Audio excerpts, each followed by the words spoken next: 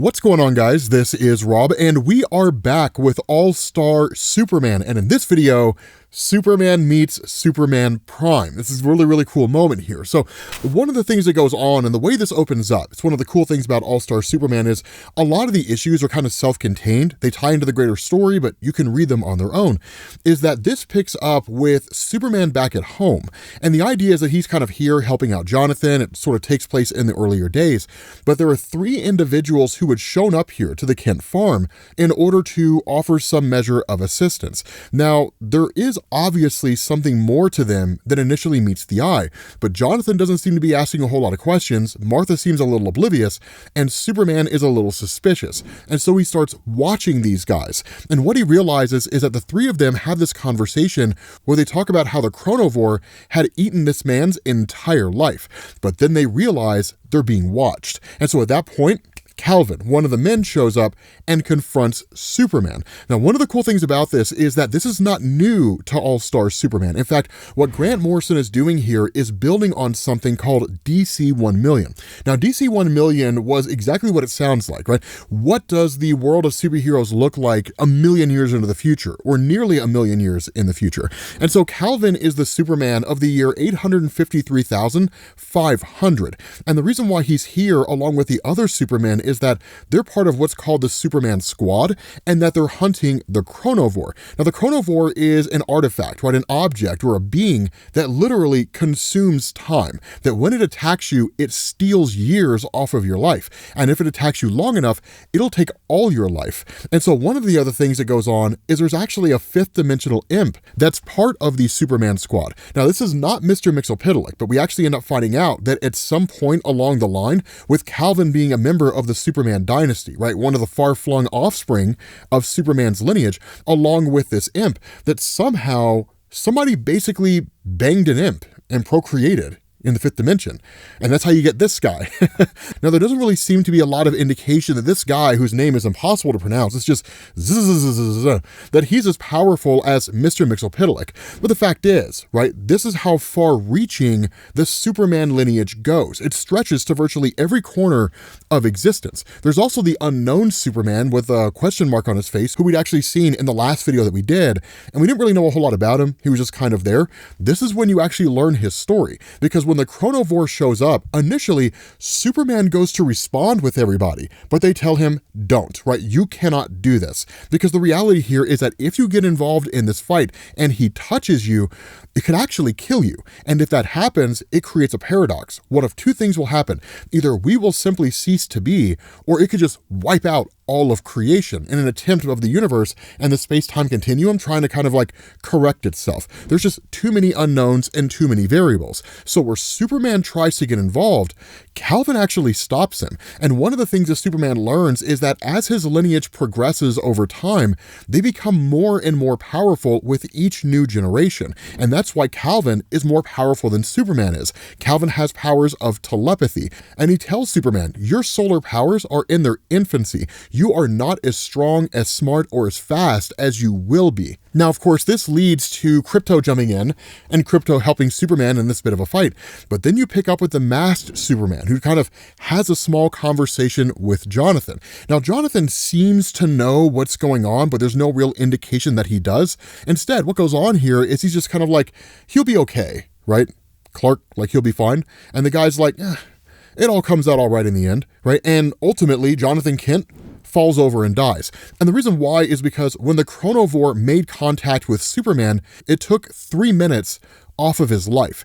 In those 3 minutes, Jonathan Kent died. And that's kind of Grant Morrison's bookend explanation for why Clark was not there when his father passed away. Now, of course, the Chronovore is dealt with quite readily, right? It's basically harnessed by the other Superman and essentially whisked away, right? They deal with it pretty quickly. Now, the whole funeral service and everything is held for Jonathan here in this particular moment, but at that point, you pick up with the other Superman, and the guy with the bandages removes the bandages off of his face, and you realize it is All-Star Superman. Superman, but it's All-Star Superman in the future. He wanted to be here in order to see his father one last time, but he couldn't reveal his identity to the current Superman, otherwise it would again cause all kinds of time travel problems.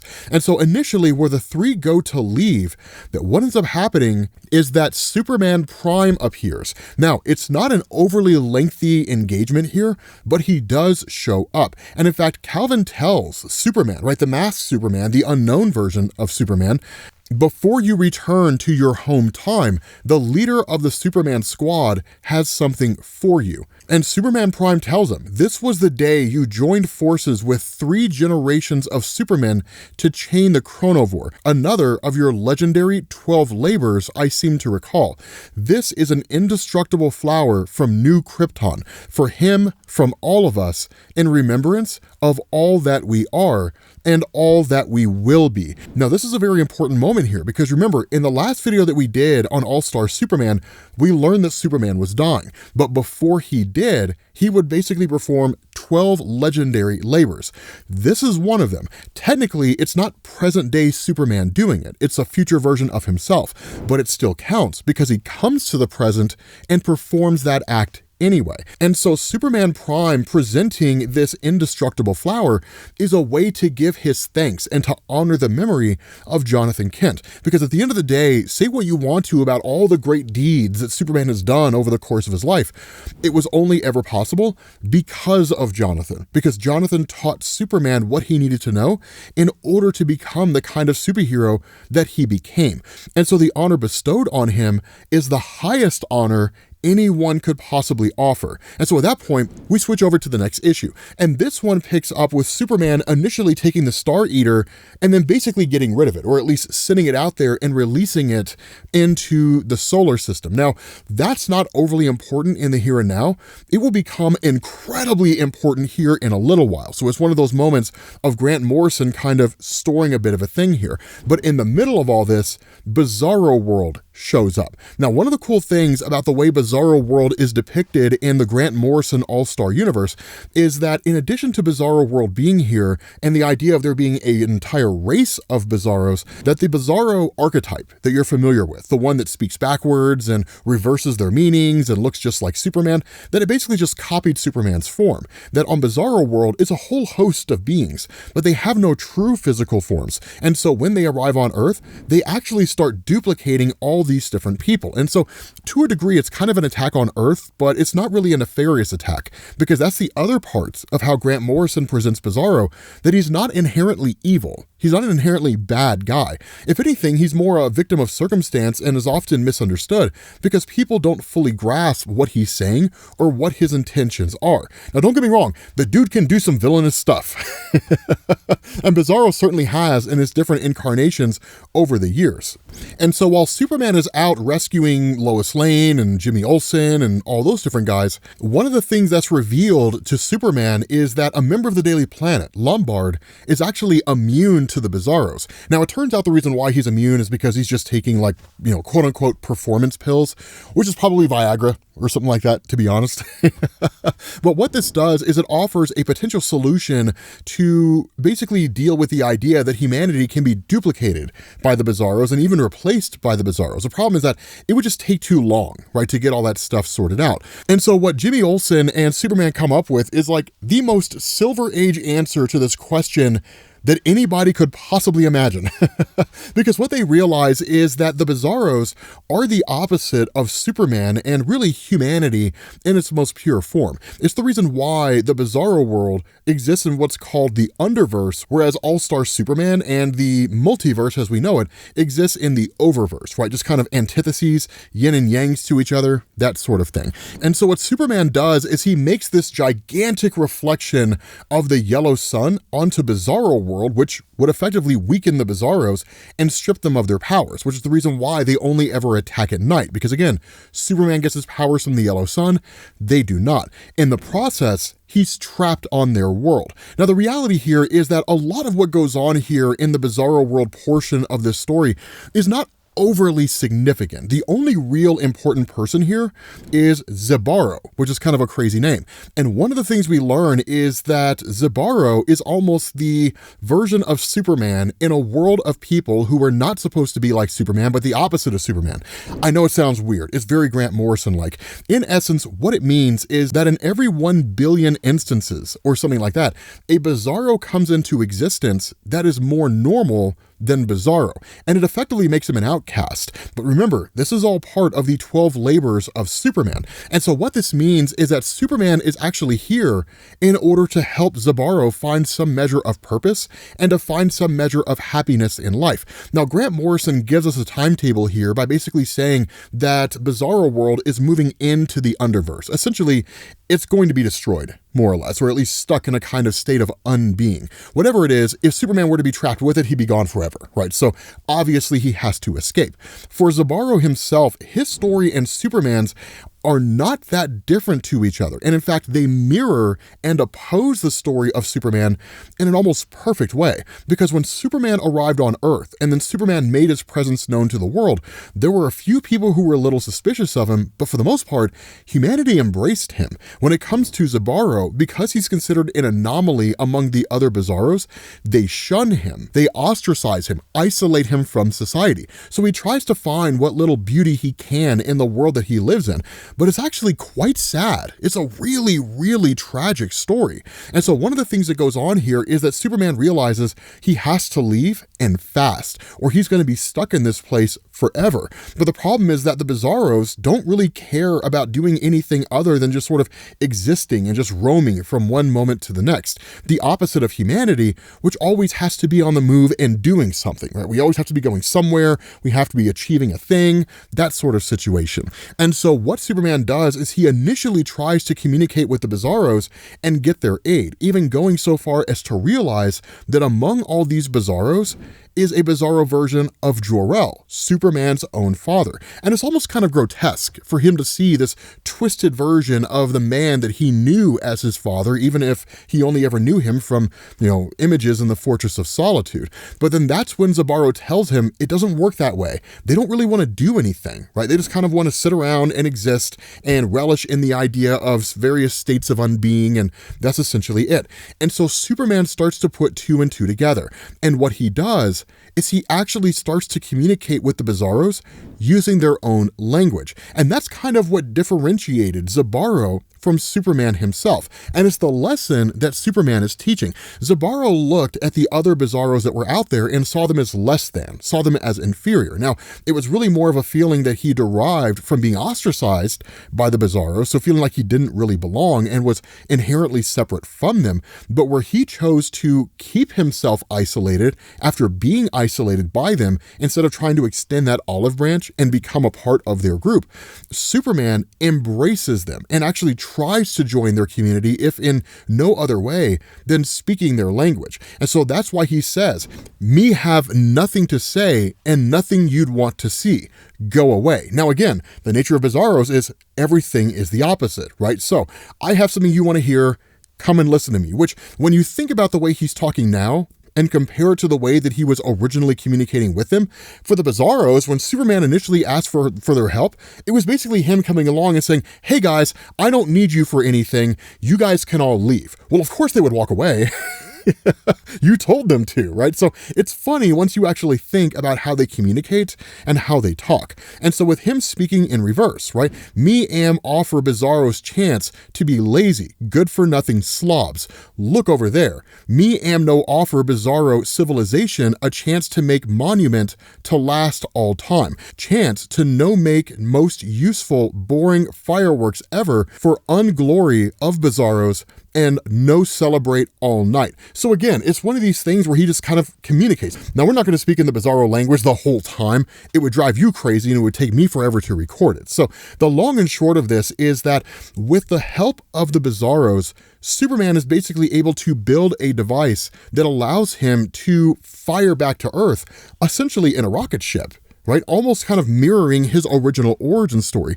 The other part of this is that Zibarro has basically been kind of writing poetry and little things here and there in order to find some measure of comfort in this isolated and ostracized life that he leads. And so where he initially approaches this from like, hey man, I saw you only have room for one in your pod. I mean, is it possible you could have two? And even go so far as to entertain the idea of overpowering Superman and replacing him on the trip back to Earth.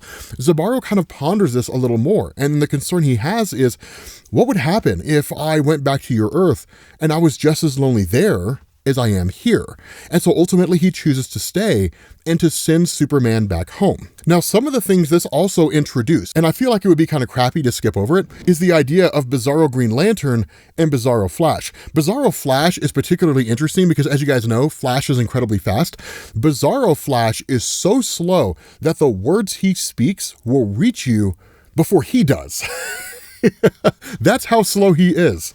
In fact, one of the funny things that goes on is that while they're all talking and Zibarro kind of screws up the igniter, literally lighting the thread that's going to send the rocket ship going, as hodgepodge and janky as this rocket ship ever was. Literally, Superman is strapped to it. Like they're getting ready to blow him to smithereens. That Bizarro Flash was walking towards them this whole time. This whole time, right? 2 inches per hour or something like that.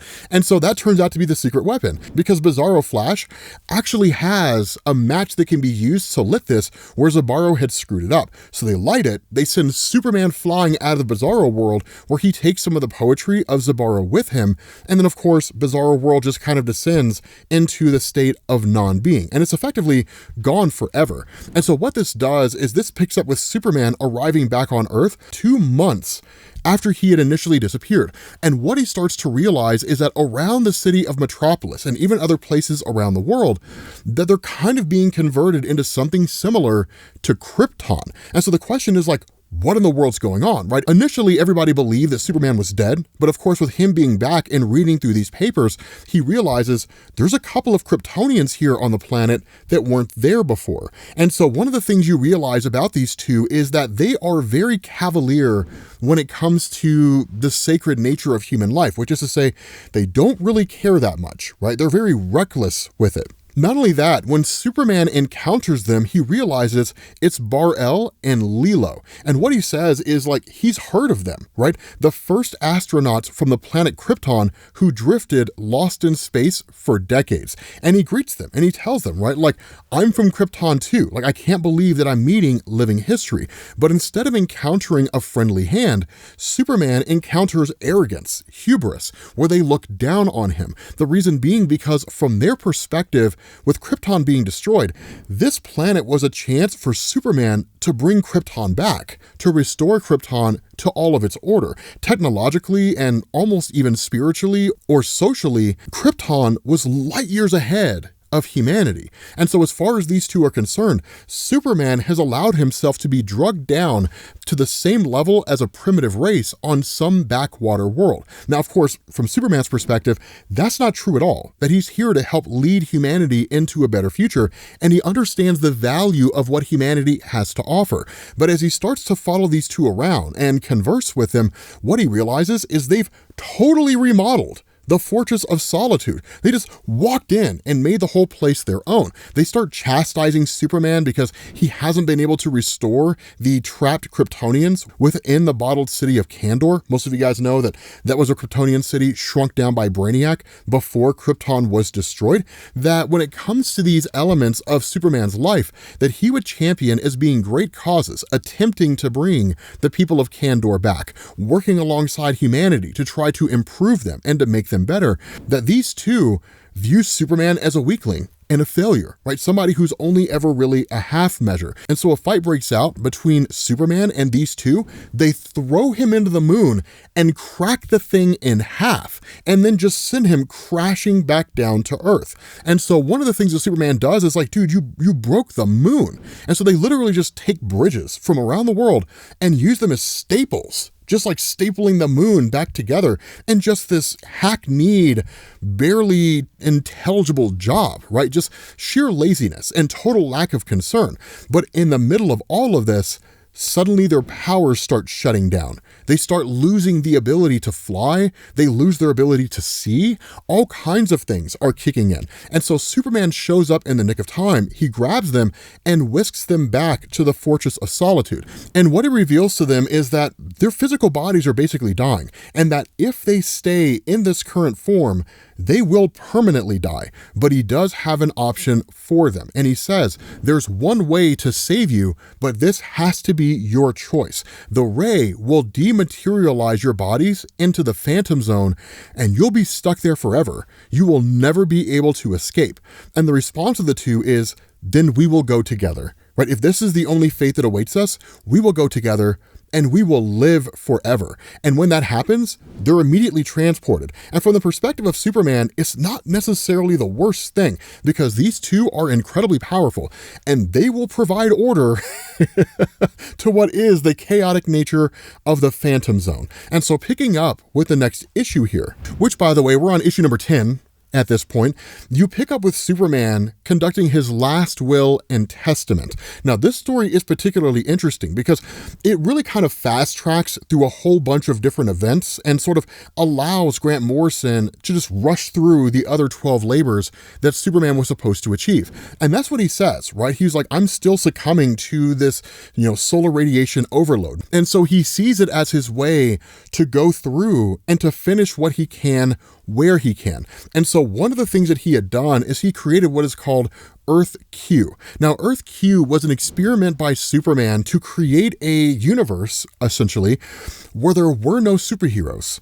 No one there had any powers whatsoever. And the idea was to see whether or not this place could survive without superheroes. Now, I wouldn't go so far as to say that it's arrogance or hubris on Superman's part, because with him dying, the universe will not have a Superman anymore, at least for a pretty lengthy period of time. And so the question is, would it ultimately lead to its own destruction?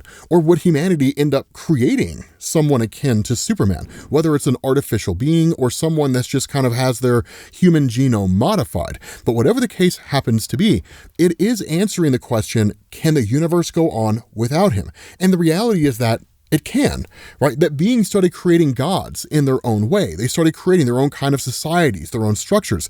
In so many ways, Earth Q ended up mirroring the main DC universe. Now, within Grant Morrison's multiversity map and all that kind of stuff, Earth Q is basically supposed to represent the real world, right? So again, not necessarily identical, but the fact is that it does serve that purpose. More so than that, one of the things that goes on is that Lois Lane is caught up in attack, right, by just this giant, robot machine type thing, and it just starts blabbering out all this crazy stuff, right? I am the true Man of Steel, the authentic man of tomorrow, do your worst. This is Grant Morrison doing a homage to like the reign of the Supermen. For those of you guys who don't know about that story, that was when Eradicator, Connor Kent, Steel, and Cyborg were introduced after the death of Superman. But you also kind of have this just nonsense stuff, right? These silly things.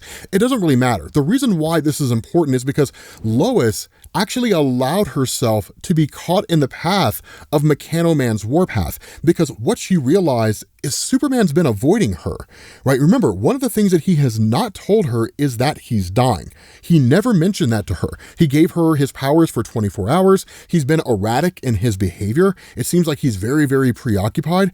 And so she knew something was wrong. Now, of course, in a conversation she had with Leo Quintum, the guy who has a sample of Superman's DNA and could potentially bring Superman back if something happened to him, kind of like a good guy version of Lex Luthor, right? Everything Lex could have been, that in the conversation between Lois and Leo ended up spilling the beans that Superman's dying.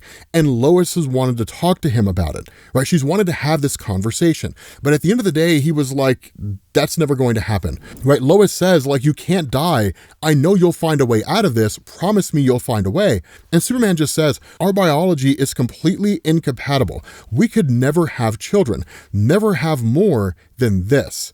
And where she says, there's always a way, that's what you always say, Superman brushes it off and says, Lois, I have to go. Now understand, it's not something he's doing out of callousness. He's not doing it out of cruelty. He's doing it because for him, he's emotionally protecting himself, right? He understands the fact that he's going to die, and putting some distance between himself and Lois, seemingly in his mind, would actually make the process of her grieving easier. Now, it's not necessarily true, but the fact is, that's the thought he has. And so continuing on these different labors, that's when you get to this iconic comic book panel of the girl standing on the rooftop. And Superman says, "Your doctor really did get held up, Regan. It's never as bad as it seems. You're much stronger than you think you are. Trust me," right? This is an iconic moment from All-Star Superman, and it really perfectly encapsulates All-Star Superman. No one out there is too insignificant to be ignored by Superman. Everyone's struggles matter. From the person who just lost the husband or wife they've been married to for 50 years, to the young girl that's questioning the value of her life and whether she wants to keep going. All matter, all are important, and everyone is worth saving. So again, it's a beautiful moment in the All-Star Superman story. And again, he kind of continues on, doing research, trying to figure out ways to keep himself alive. He takes all the bridges that were used to repair the moon and brings the bridges back after fixing the moon. He goes and visits Lex Luthor and says, "The last time we talked, you told me that if it had not been for me, you would have been able to fix the world. So I challenge you to do that. I challenge you to put your money where your mouth is. If it really is so easy for you to fix the world, then fix the world." And so one of the last things he does here as part of these varying labors is he presents Leo Quintum with his own DNA, right? A way to create more of him, to clone him, to modify that DNA and create a better version of him. But he trusts Leo implicitly, that Leo even raises the question, like, "Are you sure you want to do this? Because this could be the devil in the details. I could be duping you this entire time. You could hand me your DNA, and then I immediately make evil versions of you, or I put your DNA in myself, and then I become the king of the world and rule it." But Superman realizes that Leo Quintum really is a man who's in pursuit of truth. He's a man who's in pursuit of goodness. The other thing that goes on here on Mars while he's talking with Leo Quintum is he actually brings those individuals from the bottled city of Kandor to Mars so they can kind of build out a civilization for themselves. That instead of keeping them trapped up in this bottle, always trying to figure out a way to cure them, he just sort of accepts that this is where they are and lets them try to make the best life for themselves. Now, in return, the citizens of Kandor, kind of their scientists and whatnot, try to figure out ways to cure Superman, but they realize there's no way to save his cells. There's no way to save him. So Superman realizes, okay, if I can't be saved, but you guys are microscopic enough to enter into people's bodies and cure them, then who can? And he takes off to a children's hospital and cures every single one of these children of all their various diseases, right? It's really kind of cool because when he shows up here, they're like, "Man, we didn't expect you to be back so soon." And he says, "Well, I just dropped by to tell you that I might not be able to make it next week, but don't worry, you'll all be going home before that," and just sends these little guys out there and they cure every single one of these kids. And so as we get into the conclusion of this story, right, the last bit that goes on here, what we end up doing is picking up with two things happening. The first is that it's discovered that Lex Luthor actually has a vial of the super serum, the one that Superman gave to Lois at the beginning of the story. And it was actually the result of Lex Luthor and Solaris working together in order to screw up Robot 7 and then have Robot 7 hand the serum over to Lex Luthor. But for Solaris, this is Grant Morrison pulling in essentially DC 1 million and having Superman face off against Solaris directly. Now, I do want to establish here, this is not the Solaris from DC 1 million. The reason why I keep mentioning DC 1 million is because that is a Grant Morrison story, and that's where a lot of these things were introduced that are being used in All-Star Superman. But this is an alternate reality story, so these are all alternate reality versions of these characters that we're familiar with in some capacity. The fact is that Solaris is incredibly powerful, and it being here is for the purpose of consuming Earth's sun and destroying everybody throughout the entirety of the Superman dynasty. Now, it is entirely possible that I'm missing something. This could be Grant Morrison actually pulling DC 1 million into the absolute Superman universe, but as far as I'm aware, and correct me in the comments if I'm wrong here, this is a wholly different universe separate from DC 1 million. It doesn't all feed into the same thing. But the importance of all that stuff is this, right? That when Superman goes to face off against Solaris, this organic computer virus, right, that's literally wanting to destroy the sun and destroy Earth, that's going on a warpath against all these members of the Superman dynasty, that Superman realizes Solaris being powered by red sun energy would actually weaken him and kill him almost immediately. And so where the other robots that basically maintain the Fortress of Solitude decide to fight alongside Superman, that one of the things that happens is that Superman puts on a solar-powered suit, and this allows him to maintain enough solar energy for this fight to unfold. Now, the fight happens pretty quickly, right? It's not an overly lengthy fight, and in a lot of ways, Solaris didn't account for any of this. It didn't account for Superman having enhanced powers or new powers due to his overexposure to solar radiation at the beginning of the story. It didn't account for him having a solar suit that would allow him to hold on to these powers longer than he was supposed to, but at the end of the day, Solaris is still able to kind of get the upper hand. And so what Superman ends up doing is unleashing the Sun Eater that we had previously talked about in the Bizarro story. Now, when the Sun Eater's released, the belief of Superman is that the Sun Eater will be powerful enough to consume Solaris. Instead, Solaris destroys the Sun Eater. And so this leads to what we might call a hand-to-hand combat fight between Solaris and Superman, such as it is. And so with the two of them exhausting massive amounts of energy, Solaris kind of comes crashing back down to the surface of the Earth. And that's where Superman says, by the 24th century, I'm told you'll have been rehabilitated to work with humanity instead of against them. Rehabilitation begins here, Solaris. There's a way to everyone's heart, and I can see yours. And where Solaris says, no, like, give me mercy,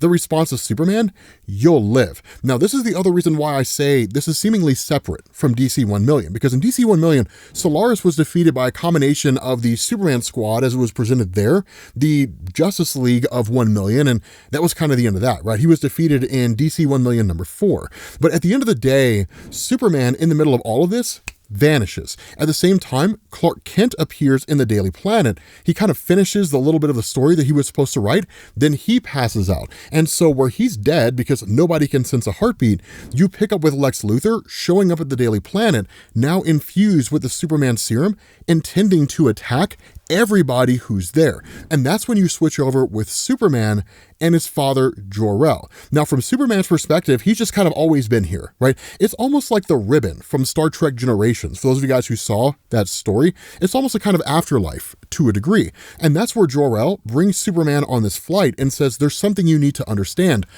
I'm dead, right? I'm dead. I'm not alive. I was destroyed when Krypton was destroyed. And initially, Superman doesn't really know what's going on. He's kind of playing this role, living this life that he believes to be true. And he's like, are you okay? Like, are you somehow sick in the head? Do we need to get you looked at? But Jor-El's like, no, you need to listen to me, son. I'm not alive. And neither are you, right? You died defending humankind against the tyrant sun Solaris after a prior toxic overdose of yellow solar radiation. The 29 wonders of Krypton and our shining cities were all lost, Kal-El. Our art, our proud history, our very names, erased from the screens of posterity. Consider us, a whole civilization of supermen, reduced to dust by a caprice of cosmology. Then think how precious and how fragile all the little things that you value are. And where Superman says, but your machine stabilized Krypton's core, Jor-El of El, my father, if I'm dead, what is this place? And that's where Jor-El tells him, it's where your mind went when you died. There is a brief moment where we as Kryptonians and seemingly all living things experience this kind of in-between place before we move on to the afterlife, a kind of way station where we in particular are given a choice. Go back and defeat evil one more time, or move on to the afterlife.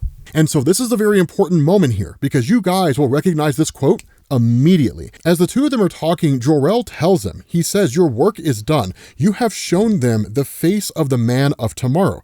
You have given them an ideal to aspire to, embodied their highest aspirations. They will rise and stumble and fall and crawl and curse.